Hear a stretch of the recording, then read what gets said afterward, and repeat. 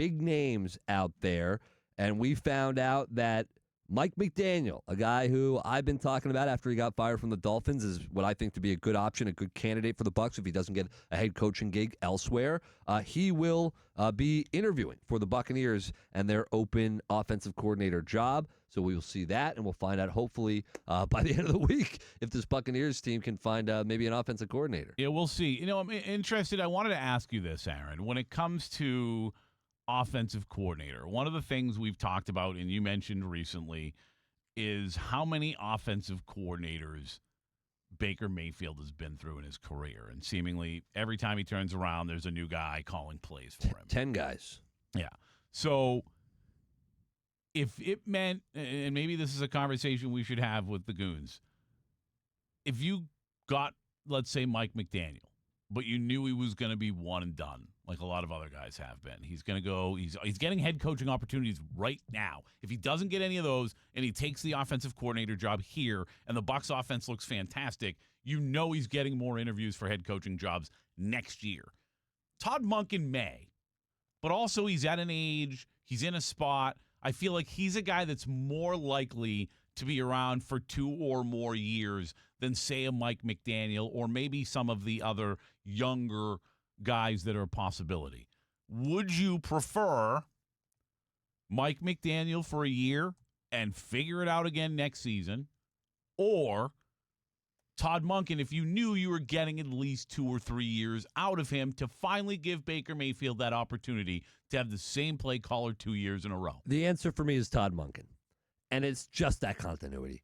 I've said it from year one with Baker, how unfortunate it's been for him that he's had to deal with so many offensive coordinators. That is hard to do, and it is something that is not stated enough with Baker Mayfield. So to get the continuity, Baker probably couldn't even imagine what it's like to have an offensive coordinator for a second year. Yeah, he doesn't know what that is. It's probably crazy to him, the concept of it. Now, some of it was because early on in his career, those offenses weren't good in Cleveland, and you have turnover. And then some of it, well, most of it in Tampa Bay, this was the first year that this wasn't the case. The turnover was because of the success from the offensive coordinator. So damned if you do, damned if you don't. Play poorly, Baker Mayfield, you're going to lose your offensive coordinator. You play great, you're going to lose your offensive coordinator. This guy can't win. Yeah, and that's why I do think a guy like a Todd Monken may be the most likely to stick around for more than a season. And it's been his track record of hanging around. Yeah.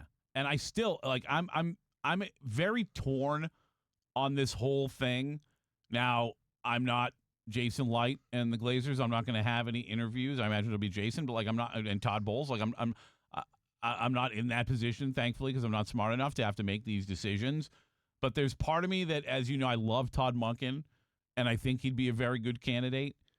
I also do like what we've seen out of Mike McDaniel as a play caller, even though I don't necessarily think I'd hire him as a head coach. And then there's also a big part of me, whether it's Nate Scheelhaus or somebody else, who thinks, kind of like you were talking about with the Pittsburgh Steelers looking at Scheelhaus, something about picking off that Sean McVay tree, especially because we've been doing things like that here offensively for a couple years now. That seems to make a lot of sense. If you want to, and you're right, those do make sense. If you do want to go with an offensive coordinator that you expect to be here for a couple of years, and you want that continuity, I think you also want to get a guy that's familiar with Baker's game, whether he's worked with Baker before or just has studied Baker and really understands Baker Mayfield and believes in Baker Mayfield. That is important. When you talk about Todd Monken, he has spent time with Baker Mayfield. Yep. 2019 in Cleveland, they were together. How did it go? Not great for Cleveland. Not great for Baker Mayfield. Now, Baker Mayfield was year 2, 22 touchdowns, 21 interceptions. Then the next year for Baker Mayfield in 2020, 26 touchdowns for Cleveland, 8 interceptions. Alex Van Pelt was the offensive coordinator for that team. He is all over the place when it comes to touchdowns and interceptions, like last year to this year. It's pretty wild. But to my point is, you got to talk to Baker too. Like, Baker spent a year with him in Cleveland. Clearly it didn't go well that year. Baker was young in his career. Baker's a fair guy. So I think Baker can separate, hey, the stats weren't great that year. The team that I was on wasn't great. The franchise was terrible. Baker's a smart enough guy, and he's been around long enough in this league to be able to separate that. So if Baker can believe and reunite with Todd Monken and think they can have success, then I think that's a good match. I imagine that Baker was maybe not part of the decision, but they would have said to him, hey, we know you've played under Todd Bowles, and we're thinking about bringing him in here for an Todd interview. Monken. I'm sorry, Jesus. Yeah, he has also played under Todd Bowles, but yes, Todd Monken. I imagine that conversation happened, and that if there were some kind of an issue for Baker Mayfield, that he would have said something, and that we probably wouldn't have seen Todd Monken in town yesterday. I agree, because there's no way Jason Light is not working with Baker Mayfield on this. They all... It would be horrific, potentially. Right, and they all know, like Jason Light, nobody likes that Baker Mayfield had to deal with all this with these offensive coordinator, the turnover.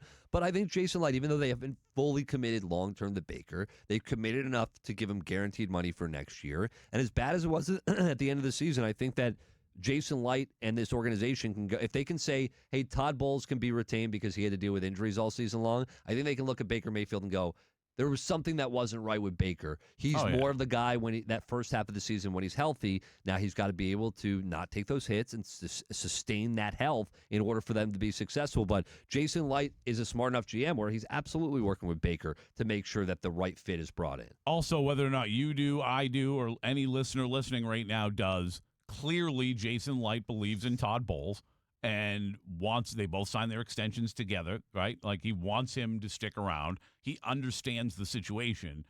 If you were to bring in a guy at offensive coordinator, and Todd Bowles, again, obviously part of that decision, if you were to bring in a guy at offensive coordinator that had an actual issue with Baker Mayfield, you're playing with fire in a year where you're on the hot seat.